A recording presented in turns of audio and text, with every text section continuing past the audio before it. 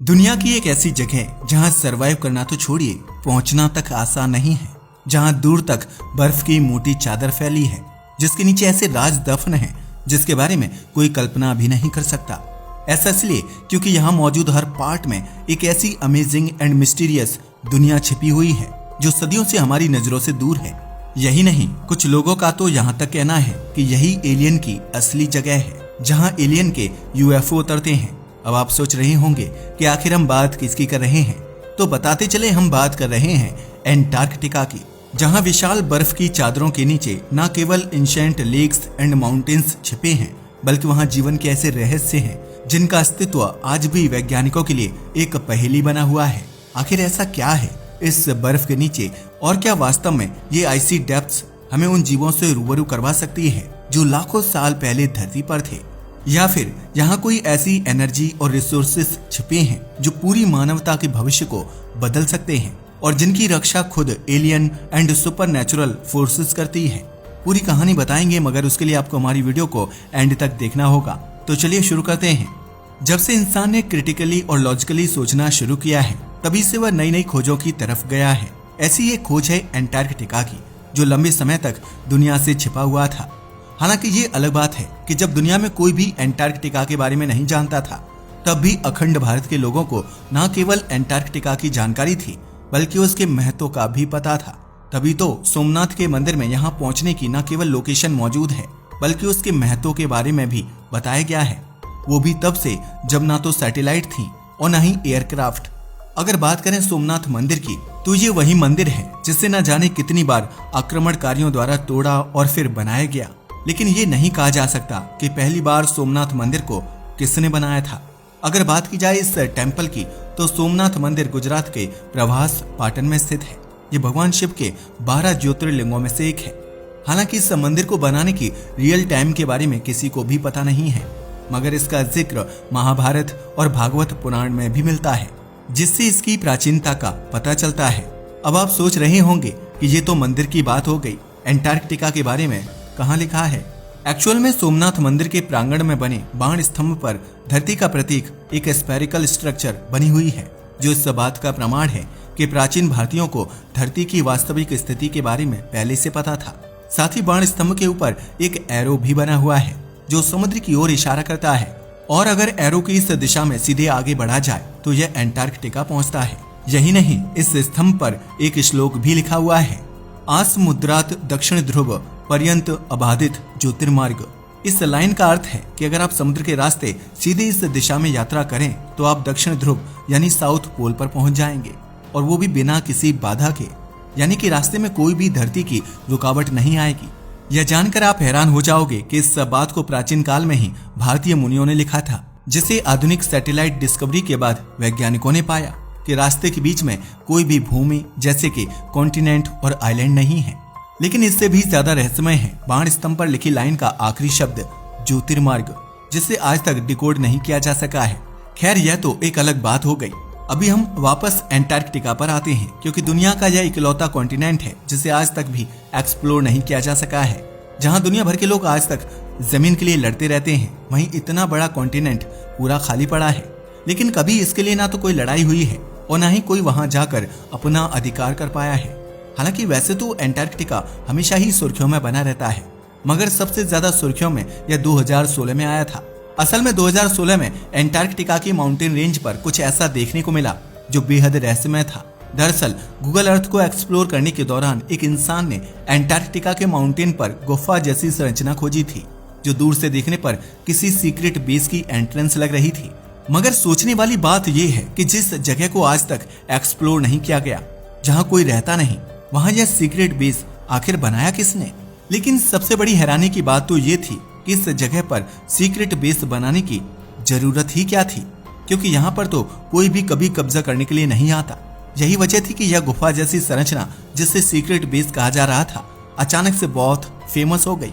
क्योंकि कुछ लोगों का मानना था कि यह किसी इंसान का नहीं बल्कि एलियंस का सीक्रेट बेस हो सकता है।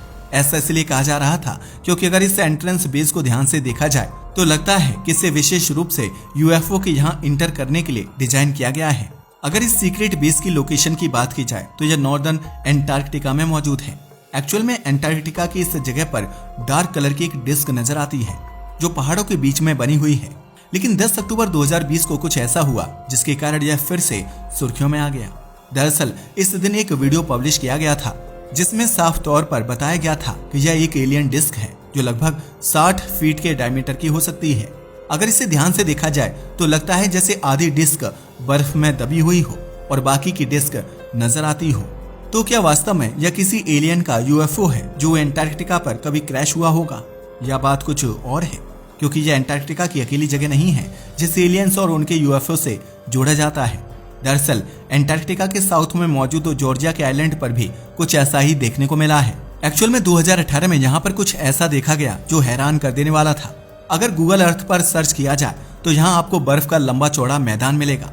साथ ही बर्फ पर इस तरह के निशान देखने को मिल रहे हैं जैसे एयरप्लेन का रनवे होता है। इन्हें देखकर लगता है कि कोई चीज यहाँ से उड़ान भरते हुए गई होगी।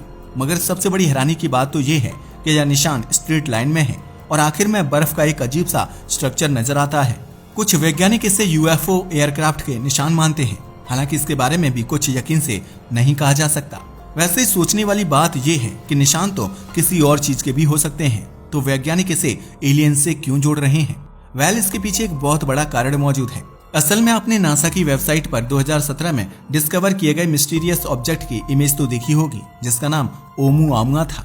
जैसे ही आप ओमुआमुआ और साउथ जॉर्जिया आइलैंड पर बने स्ट्रक्चर को देखेंगे तो आप हैरान रह जाएंगे, क्योंकि इन दोनों की आकृति बिल्कुल एक जैसी है।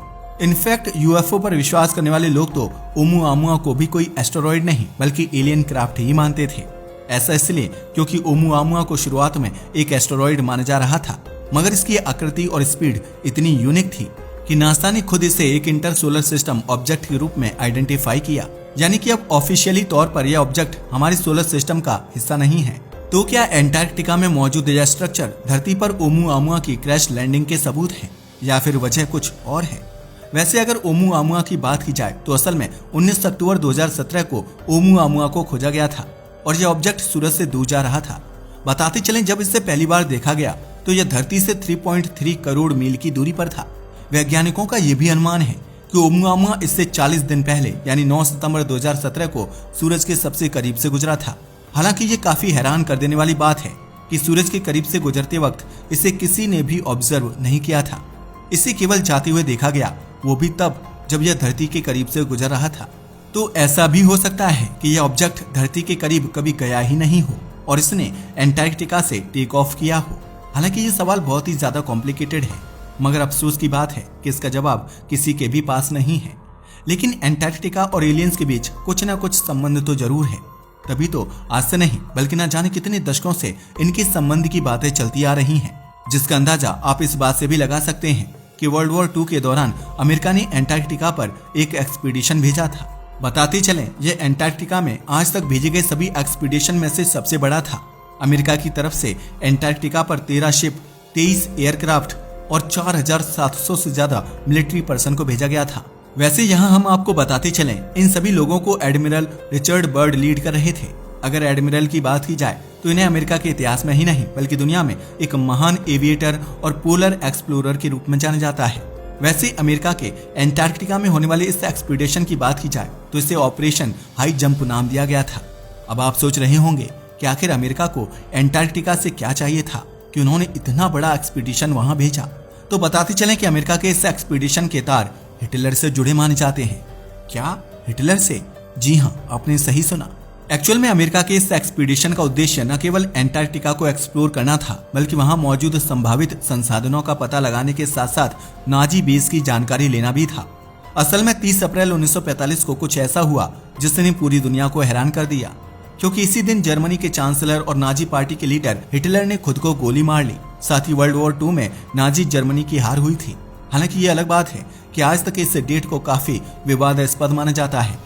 माना जाता है कि उस दिन मरने वाला हिटलर नहीं बल्कि उसका हमशक्ल था, क्योंकि इससे पहले भी हिटलर की मौत की बहुत सारी खबरें आई थी। यही वजह है कि कुछ लोग मानते हैं कि 1945 के उस दिन भी हिटलर की मौत नहीं हुई थी। लेकिन चाहे हिटलर की मौत हुई हो या नहीं, वर्ल्ड वॉर 2 में जर्मनी की हार हो चुकी थी। शायद इसीलिए हिटलर ने वहां से भागना ही सही समझा था। मगर हिटलर के जर्मनी से भागने और अमेरिका के एंटार्क्टिका तक पहुंचने के बीच आखिर कनेक्शन क्या है? हम आपको बताते चलें कि दरअसल लेविस्लाओ साबो नाम के लेखक की एंटार्क्टिका एक्सप्लोरेशन नाम की एक किताब सामने आई थी, जिसने पूरी दुनिया को सोचने पर मजबूर कर दिया था कि वास्तव में हिटलर ने कभी खुदकुशी की ही नहीं थी। इस बुक का पूरा नाम Antarctica exploration, Hitler's escape to South America and secret bases in Antarctica था। इस किताब के अनुसार एंटार्क्टिका में न्यू बैरेक्टस गार्डन नाम का एक सीक्रेट नाजी बेस मौजूद है, जिसे 1938 से 1948 के बीच बनाया गया था। साथ ही इस किताब में लिखा गया है कि हिटलर जर्मनी से भागकर नाजी के इसी बेस में छिप गया था और अमेरिका का ऑपरेशन हाई जंप भी हिटलर के इसी सीक्रेट नाजी बेस को खोजने के लिए चलाया गया था। लेकिन जब एडमिरल रिचर्ड ने एंटार्क्टिका के ऊपर से अपने एयरक्राफ्ट को उड़ाया और वह साउथ पोल के पास से गुजरे तो उन्होंने कुछ ऐसा देखा जिसे देखकर वह हैरान रह गए। मगर उन्होंने यहाँ क्या देखा था यह सच कभी सामने नहीं आ पाया। बट एडमिरल की डेथ के बाद उनके बेटे को उनकी एक सीक्रेट डायरी मिली, जिसमें कुछ ऐसा था जिसे दुनिया नहीं जानती थी। सीक्रेट डायरी में उन्होंने अपनी एंटार्क्टिका एक्सपीडिशन के दौरान के अनऑफिशियल एक्सपीरियंस को लिखा था। एडमिरल ने अपनी डायरी में लिखा कि साउथ पोल में एक बहुत बड़ा होल मौजूद है, जहां से धरती के सेंटर में जाने का रास्ता है, और वे अपने एयरक्राफ्ट में बैठकर उस होल के अंदर गए थे। लेकिन फिर वहां पर उन्हें एक अनबिलीवेबल दृश्य देखने को मिला, क्योंकि जहां एंटार्क्टिका बर्फ से ढका हुआ है वहीं उस होल के अंदर चारों ओर हरियाली ही हरियाली मौजूद थी। चारों ओर लाखों पेड़ लगे हुए थे। साथ ही आगे बढ़ते हुए उन्हें क्रिस्टल का बना हुआ एक शहर दिखाई दिया। एडमिरल ने लिखा कि वहां पर उनकी एक इंसान से मुलाकात हुई, जिसे उन्होंने मास्टर कहा। मास्टर ने एडमिरल को बताया कि यहाँ के लोग धरती पर न्यूक्लियर वेपन्स के इस्तेमाल से काफी चिंतित हैं। असल में यह वही दौर था जब हिरोशिमा और नागासाकी पर न्यूक्लियर अटैक हुआ था। मास्टर ने एडमिरल से कहा कि यह मानवता के लिए बहुत महंगा पड़ेगा और इंसानों को ऐसा करना बंद कर देना चाहिए। हालांकि एडमिरल के बताए इस क्रिस्टल सिटी के बारे में कभी कोई ठोस जानकारी सामने नहीं आई, लेकिन एंटार्क्टिका में एलियन से जुड़े रहस्यों को लेकर कई बार चर्चा जरूर हुई है। जैसे कि 2016 में एक सीक्रेट बेस देखा गया था, जिसे एलियंस के किसी यूएफओ का बेस बताया गया था। दरअसल अगर आप गूगल अर्थ पर 66 डिग्री 17 मिनट 10.5 साउथ और 100 डिग्री 29 मिनट 07.8 ईस्ट के कोऑर्डिनेट को सर्च करेंगे तो आपको एंटार्क्टिका में एक ऐसा स्ट्रक्चर देखने को मिलेगा जो आपको हैरान कर देगा। इस स्ट्रक्चर को देखने से ऐसा लगता है मानो दो दीवारों को एक साथ बनाया गया हो। वैसे आप जानकर हैरान रह जाओगे कि कुछ इसी तरह की कंस्ट्रक्शन 13वीं सदी के यूरोप में भी होती थी, जिन्हें मोट एंड बेली कैसल कहा जाता था। अगर एंटार्क्टिका में बने इस स्ट्रक्चर की बात की जाए तो यह 120 मीटर में फैला हुआ है। ये एक बहुत ही रहस्यमयी और प्राचीन स्ट्रक्चर जैसा लगता है। वैज्ञानिकों का मानना है कि यह कोई यूरोपीय किला नहीं है, बल्कि यह एंटार्क्टिका के प्राचीन इतिहास का हिस्सा है। वैसे ही एंटार्क्टिका के एलियन कनेक्शन के साथ ही एक मैप भी चर्चा में बना रहता है। असल में एक फ्रेंच जियोग्राफर फिलिप बोचे ने 1737 में एक मैप पब्लिश किया था, जिसमें एंटार्क्टिका को बिना बर्फ के दिखाया गया था। हालांकि ये मैप तब का है जिस समय किसी को एंटार्क्टिका के अस्तित्व का पता ही नहीं था। लेकिन बोचे का यह मैप इस सवाल को खड़ा करता है कि उन्हें इसके बारे में कैसे पता चला और आखिर उन्होंने इसे बिना बर्फ के क्यों दिखाया था। साथ ही हम आपको बताते चलें, द गार्जियन के एक आर्टिकल में तो यहाँ तक बताया गया था कि लगभग 10 मिलियन से 100 मिलियन साल पहले साउथ पोल एक ट्रॉपिकल पैराडाइज हुआ करता था। यही नहीं, उस समय यहाँ का तापमान इतना गर्म था जितना आज के ट्रॉपिकल क्षेत्रों में होता है। वहीं कुछ वैज्ञानिकों का तो मानना है कि एंटार्क्टिका कभी अमेज़न की तरह रेन फॉरेस्ट हुआ करता था, जिसका आधार वे कोयले के एक टुकड़े को मानते हैं। असल में 2021 में ब्राजील की एक रिसर्च टीम को एंटार्क्टिका के जेम्स रोज आइलैंड पर 75 मिलियन साल पुराना चारकोल का एक टुकड़ा मिला था, जो इस बात का सबूत है कि कभी यहाँ घने जंगल थे और इन जंगलों में आग भी लगती थी। साथ ही जॉन फिलिप क्लेगस का तो ये भी मानना है कि एक टाइम पर एंटार्क्टिका में न केवल वेजिटेशन यानी कि वनस्पति क्षेत्र था, बल्कि आज भी यहाँ मौजूद इस बर्फ के नीचे आपको डायनासोर के एविडेंस भी मिल सकते हैं। यानी कि एंटार्क्टिका की पिघलती हुई बर्फ हमारे क्लाइमेट को तो बदल ही रही है, मगर इससे इंसानों के साथ हुए कुछ ऐसे कारनामों का भी पता लगेगा जिसने हमारे इतिहास को बदल कर रख दिया था।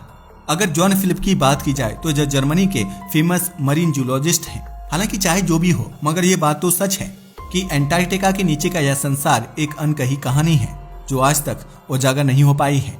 वैसे आपका इस बारे में क्या ख्याल है? अपनी राय को हमें कमेंट करके बताना ना भूलिएगा। साथ ही अगर आपको हमारी वीडियो पसंद आई हो तो इसे लाइक और हमारे चैनल को सब्सक्राइब करें। धन्यवाद।